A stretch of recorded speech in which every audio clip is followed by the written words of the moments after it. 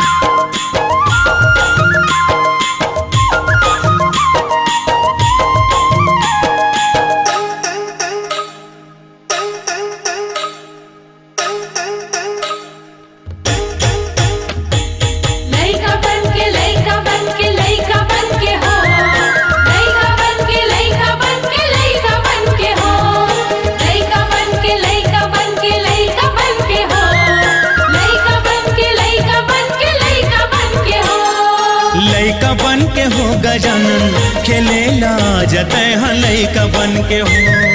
लइका बन के हो गजानन खेलेला जतय हाँ लइका बन के हो। लइका बन के हो गजानन खेलेला जतय हाँ लइका बन के हो। लइका बन के हो गजानन खेलेला जतय हाँ लइका बन के हो। खवाहु तोला लाडू कृपा कर दे कृपालू।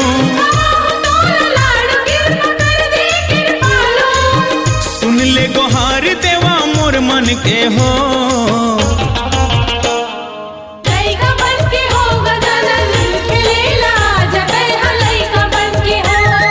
लइका बन के हो गजानन खेलेला जतय हाँ लइका बन के हो। 1 2 3 4 गणेश की जय जयकार।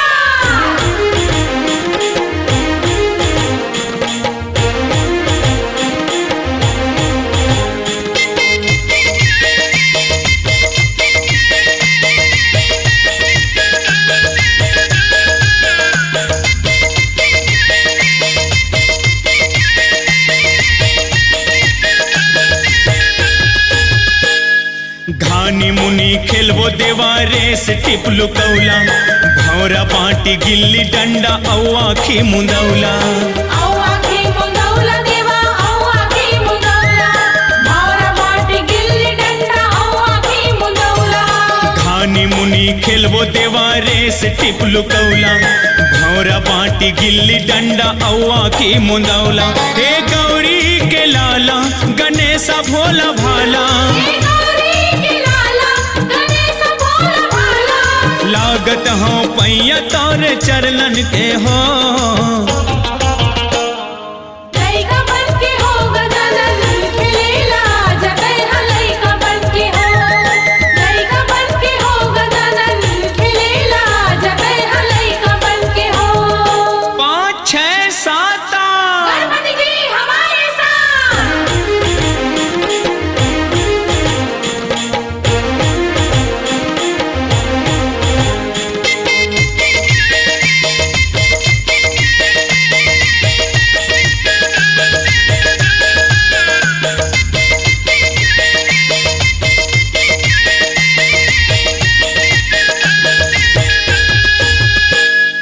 डंडा पचरंगा तीरी पासा औ कबड्डी। दोनों झनगड़ी बनबो नहीं ते हाव खड्डी। नहीं ते हावे खड्डी देवा नहीं ते हावे खड्डी। दोनों झनगड़ी बनबो नहीं ते हावे खड्डी। डंडा पचरंगा तीरी पासा औ कबड्डी। दोनों झनगड़ी बनबो नहीं तो हाव खड्डी। रिद्धि सिद्धि के स्वामी हाव संतारियामी। कहीं सच्चा साथी दुख अर्चन के हो। लइका बन के हो गजानन खेलेला जतय हाँ लइका बन के हो। लइका बन के हो गजानन खेलेला जतय हाँ लइका बन के हो। गणपति पप्पा मोरिया। मंगल मूर्ति मोरया।